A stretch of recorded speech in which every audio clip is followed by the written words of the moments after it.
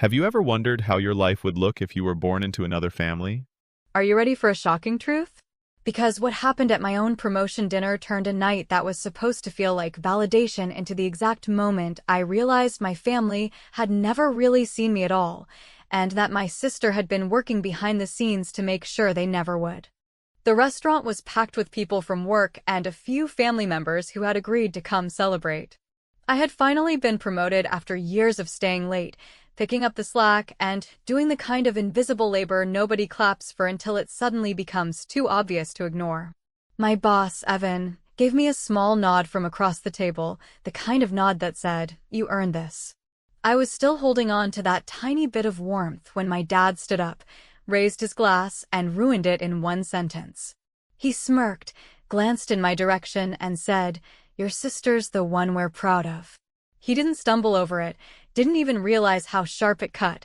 He just let it hang there like a truth he assumed everyone at the table already accepted. I wish I could tell you I laughed it off. I didn't. My stomach flipped, my chest tightened, and every old memory of being the reliable daughter instead of the golden one came rushing back. Lauren, my sister, had always been the star in their eyes, homecoming queen, endless praise, first pick at every family conversation. I could have cured cancer and Dad would have still asked if Lauren had eaten breakfast. But what I didn't know yet was that Lauren hadn't just played the golden child role inside the family. She had been working hard to keep the same story alive at my job. Evan didn't let the moment slide. He placed his glass down, reached into his folder, and pulled out a folded piece of paper. He looked directly at Dad first, then at me, and said, calm and steady, "Interesting. She said the same thing in her exit interview today." Dad blinked, confused, probably wondering if he misheard. Exit interview? Whose exit interview? Evan let it sink in before clarifying.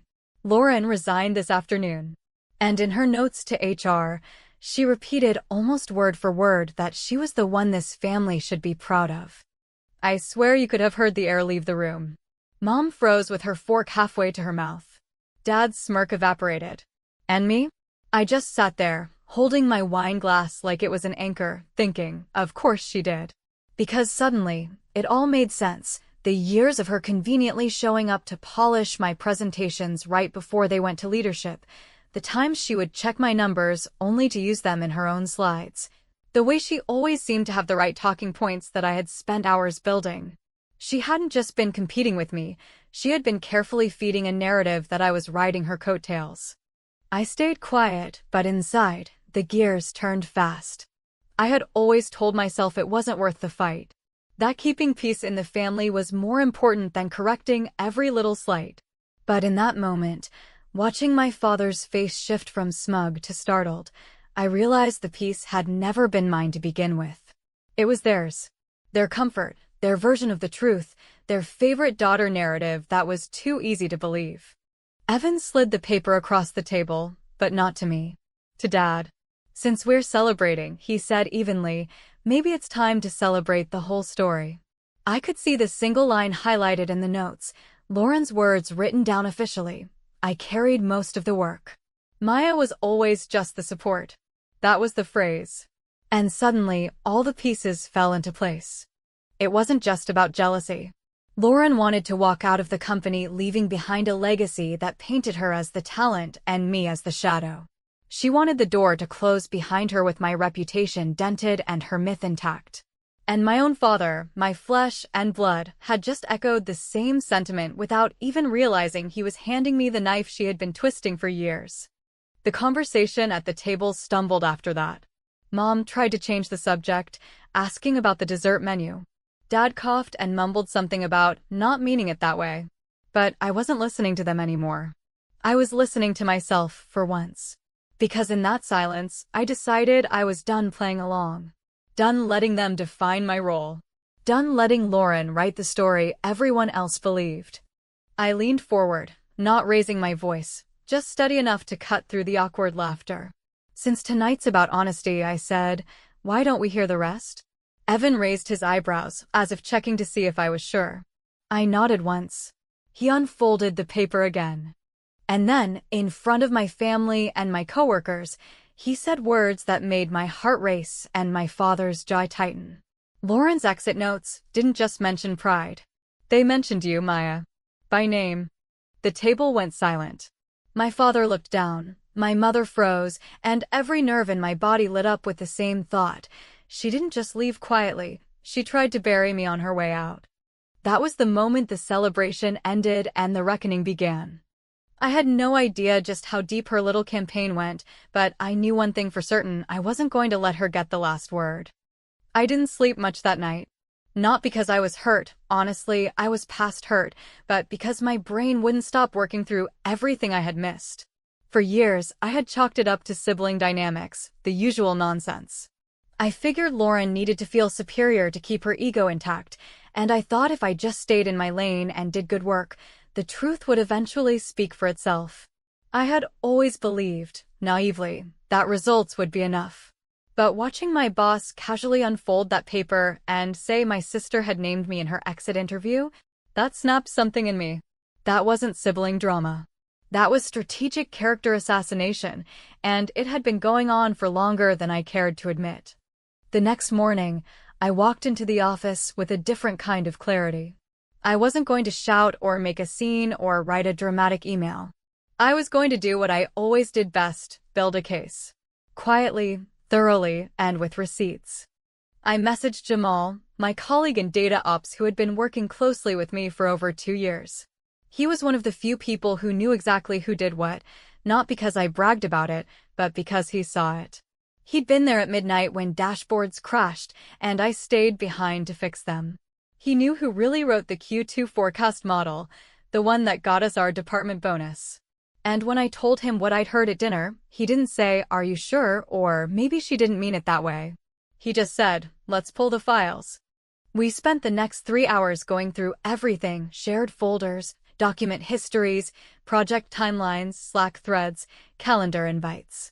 We traced contributions back to the root. Every single time Lauren had led a project, we found my fingerprints all over the foundational work. And every single time she had received praise for a presentation, we found a Google Doc that originated in my account and was accessed by hers at some suspiciously convenient hour. I was methodical. I didn't just want to show that I contributed, I wanted to prove a pattern. I wanted it to be undeniable. So I made a spreadsheet. It had 3 columns: project name, original author, and last-minute editor. And guess what? 8 out of 10 major deliverables in the last year had followed the same arc. I built it. She cleaned it. Leadership saw her version. When I walked into HR later that day, I wasn't nervous. Celeste, the head of HR, looked up from her laptop with that careful expression people wear when they know they're walking into something messy. Evan was already sitting across from her. He nodded once. I opened my laptop, connected to the screen, and said, "I just want to make sure the record is accurate." I didn't accuse Lauren of anything she didn't write down herself. I simply showed the work. Literally. I pulled up each document and walked them through version histories, time-stamped edits, and email chains where she asked for my files under the guise of alignment before presenting them as her own. I even found an old Slack message where she told me, "Don't mention this to Evan yet, I'll loop him in when I present." Celeste asked questions, but mostly she listened. Evan, on the other hand, was completely still. He didn't interrupt. He didn't need to. He was seeing the truth unfold in front of him. And when I was done, he leaned forward and said, "I had a feeling, but I didn't know it was this thorough." Then Celeste asked the question I'd been waiting for. "What do you want us to do?" And I told her. I didn't want drama. I didn't want Lauren dragged through the mud. I just wanted my name where it belonged. I asked for authorship credits to be corrected on our internal knowledge base. I asked that HR attach a documented summary of contribution for the 3 biggest projects where Lauren had claimed leadership. I asked that her reference letter, if issued, include the factual collaboration history, not the fantasy version she left behind. Celeste nodded. She said she would need time to verify everything. I told her to take all the time she needed, because I wasn't going anywhere. For the first time in years, I wasn't playing defense. Evan looked at me and said, "You know this could change how people see her." I said, "I'm okay with that." She made the choice. I'm just holding the mirror. That night, I didn't sleep much again, but this time it wasn't anger. It was something else. Relief, maybe? Or the feeling that 1,000 tiny injustices had finally lined up into one clean line, and I had just drawn a boundary across it. The next morning, I got an email from Celeste. The subject line was simple: follow-up on exit interview. In the body, she confirmed receipt of all documentation and said they had updated Lauren's HR file accordingly. The phrase discrepancy between stated leadership and documented contributions jumped out at me. Then she added one last thing. We've received a formal request from Lauren for a glowing reference. Given the new documentation, we will proceed with a neutral reference unless otherwise instructed. And just like that, I realized this wasn't just about the past anymore. Lauren's little rewrite of history had hit a wall. And I was the wall. But I wasn't finished yet. Because this wasn't just about correcting a few files or protecting my name. This was about ending a pattern. At work. At home. Everywhere. And the next call I made was to my parents. Not to explain. Not to ask them to take sides. But to tell them there were going to be some new terms for how we did this whole family thing from now on. Because if they were still proud of her, that was fine. But they were going to learn, one way or another, that I wasn't the supporting act anymore. Not at work. Not at home. Not anywhere. And the next conversation? That was going to change everything. When I called my parents and asked to come by, I didn't disguise my tone or pad the request with fake warmth. I didn't joke my way into it like I used to, hoping to keep things comfortable. I spoke clearly, directly, and with just enough pause to let them know I wasn't coming over to smile through anything. My mother sounded hesitant when she said yes, and my father didn't bother picking up the line. That silence wasn't new, but it hit different now that I had seen in black and white what they'd spent a lifetime suggesting between the lines, that Lauren was the one worth celebrating, and I was just a convenient daughter-shaped function in the background. When I arrived, the house looked the same as always, down to the fake fruit bowl on the dining room table that hadn't changed since I was a teenager. I stood there for a minute, looking at it, remembering how many times I sat at that table, listening to my father praise Lauren's accomplishments like they were collective victories, while I quietly waited for my turn to be noticed. But the truth was, that turn had never come, and it wasn't going to come unless I took it on my terms. Mom greeted me first, giving me a quick hug that was more routine than affection. Dad was already seated in his chair, the same one he always took, the one he claimed as his spot like it came with a title. He didn't get up. He didn't speak. He just looked at me, as if waiting for me to prove something before he'd bother engaging. So I didn't waste time. I sat down, looked directly at both of them, and said, "This won't take long, but it's going to be honest. And it's going to be different from anything I've ever said to you before." My mom's eyes flicked nervously between me and my dad, but I stayed focused. I told them about the exit interview. I told them about the paper Evan had pulled out. I told them that Lauren didn't just resign. She tried to rewrite history on her way out, and she used my name as her footnote. My father's face barely changed, which told me everything. He wasn't surprised. He had probably known, or at least sensed, that Lauren played dirty. He just didn't care, because to him, she was still the one he believed in. Still the one he told people about. Still the one he smiled for when she walked in the room. So I laid it out plainly. I told them I had provided HR with evidence, actual digital receipts, message logs, version histories, every scrap of proof that showed I had been doing the heavy lifting while Lauren took the spotlight. And I made it clear I wasn't doing it out of spite. I was doing it because I was done playing the silent role. I said, if you still want to believe she's the star, that's fine. But you'll have to believe it without me sitting here absorbing the insult like it doesn't sting. Dad finally spoke, low and dismissive. You're taking this too personally. It's not that deep. I looked at him, really looked at him, and realized he genuinely believed that. He thought I was being dramatic, emotional, sensitive. The same labels they'd been putting on me for years whenever I didn't smile and nod while they celebrated Lauren's every win like it was a family trophy. So I told him the truth. It is that deep. It's always been that deep. You just never bothered to ask. Mom tried to mediate, saying something about how families get messy, and that we all have different strengths, and that I shouldn't let work stress affect family bonds. But I cut her off, gently but firmly. This isn't about work stress, I said. It's about respect. And how I've never actually had any in this house, unless I earned it 10 times over, and then handed it to Lauren to carry across the finish line. There was a long pause after that. Nobody moved. I could feel the weight of decades pressing in from the walls. And then I reached into my bag and pulled out a single sheet of paper, a printed copy of my promotion letter, with my name at the top, my achievements listed clearly, and Evan's signature at the bottom. I placed it on the table, followed by a second page that contained a list of projects I had led, alongside documentation from HR affirming my authorship. Then I added a third paper, a note I had written the night before. It was short, just 2 lines. Pride is a choice. So is distance. I stood up, pushed the papers toward them, and said, I'm not asking for an apology. I'm not asking for validation.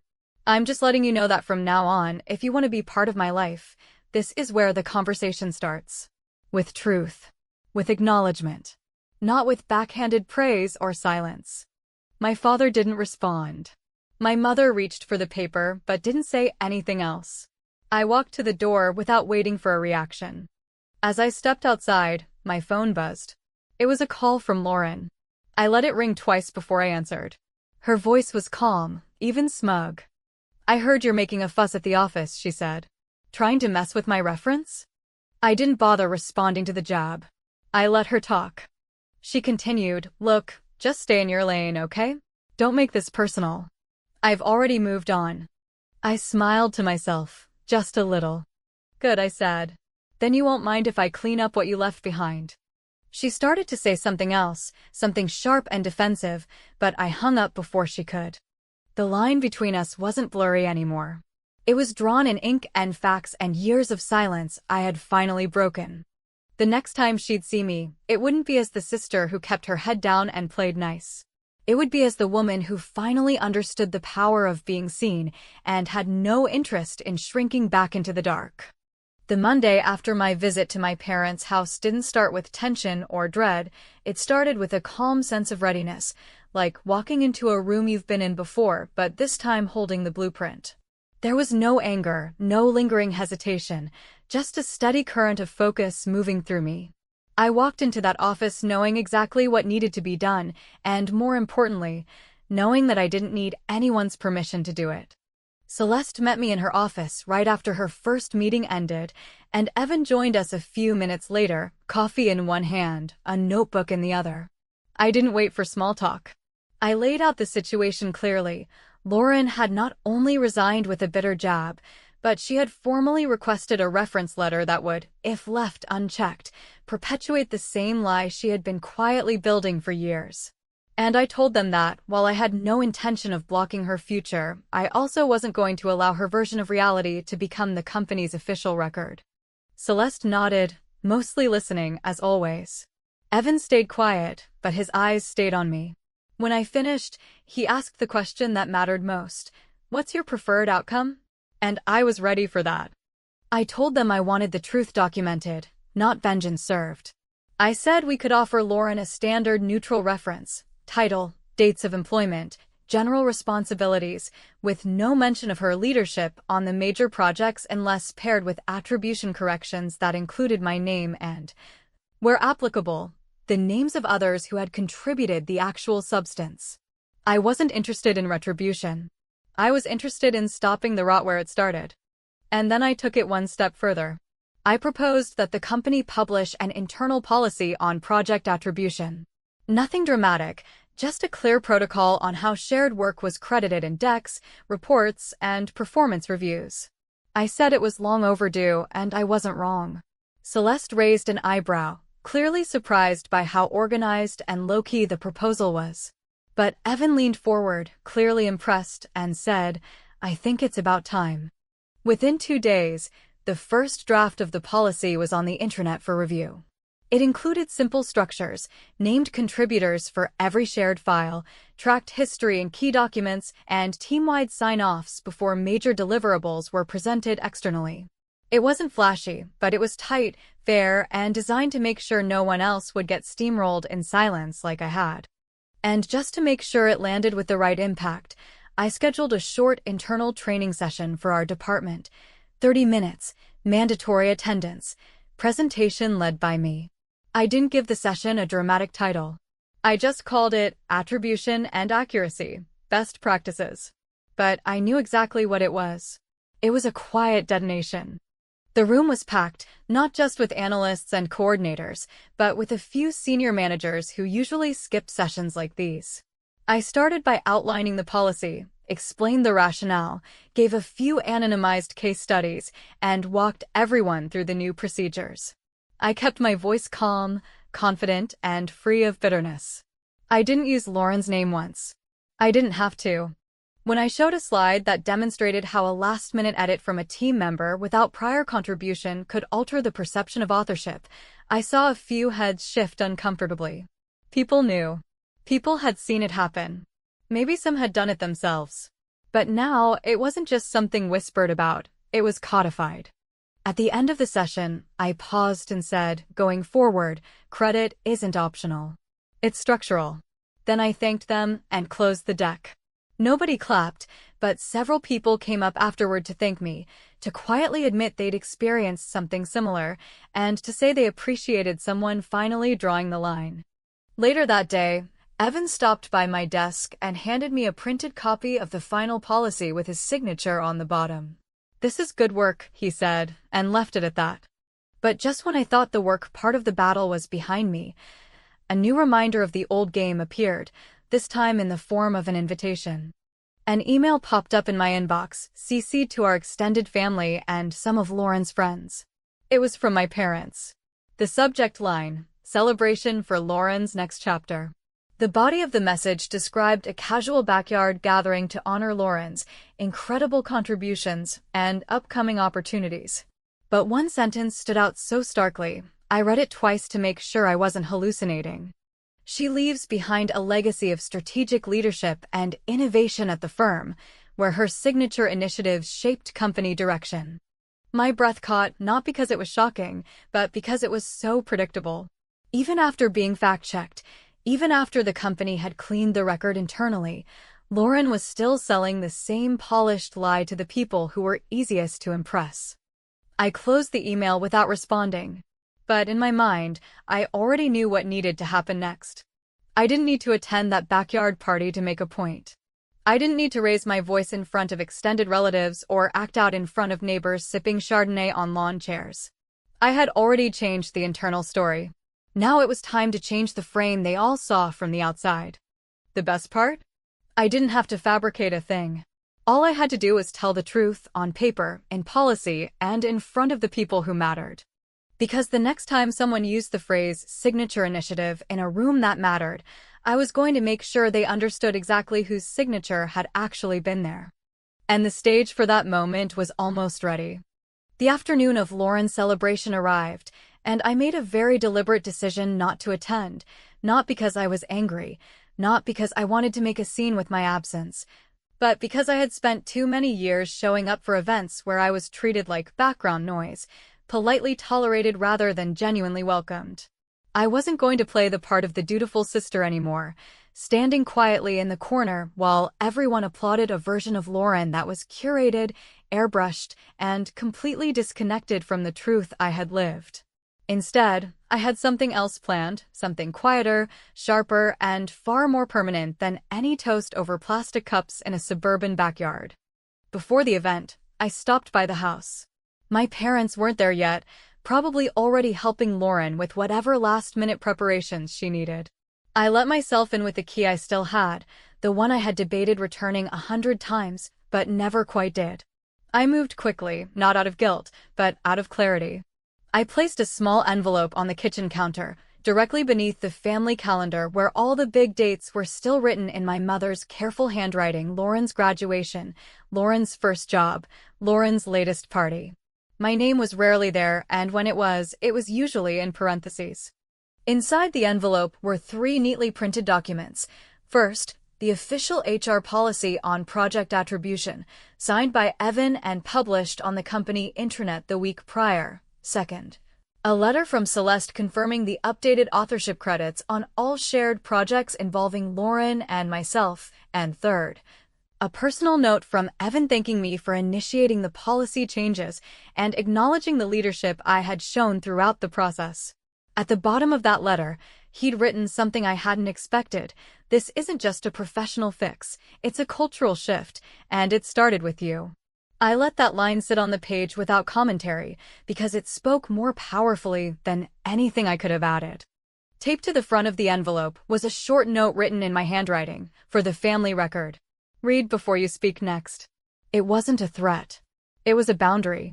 After leaving the house, I returned to my apartment, changed into comfortable clothes, and sat by the window with a cup of coffee, not to watch anything in particular, but simply to mark the moment. For the first time in a long time, I felt like I was no longer being dragged by someone else's narrative. I had stopped reacting and started shaping. And it wasn't loud or flashy, but it was real. A few hours later, my phone buzzed. It was a message from a former coworker I hadn't spoken to in months, someone who had transferred to another department before all this had come to light. She sent a screenshot. It was from LinkedIn. Lauren had updated her profile with a paragraph detailing her signature initiatives, listing projects that, according to internal records, were now attributed to me and others. But what caught my eye was the comment below the post from someone I didn't know. Didn't someone else lead these? Pretty sure there was a policy update about this. I didn't reply, didn't forward it, didn't react. The truth had started leaking through the walls she'd built, and I didn't have to do a thing. The system I had put in place was working exactly as it should, not as a weapon, but as a mirror. People could look into it and decide for themselves what they wanted to believe. But at least now, they weren't being fed fiction disguised as legacy. The next morning, I received an email from Celeste. It was brief and professional, but the implication was clear. A recruiter had called asking for a reference for Lauren. HR had provided the standard neutral version, dates of employment, role description, no mention of project leadership. The recruiter, Celeste noted, thanked them for their clarity and said they appreciated the transparency.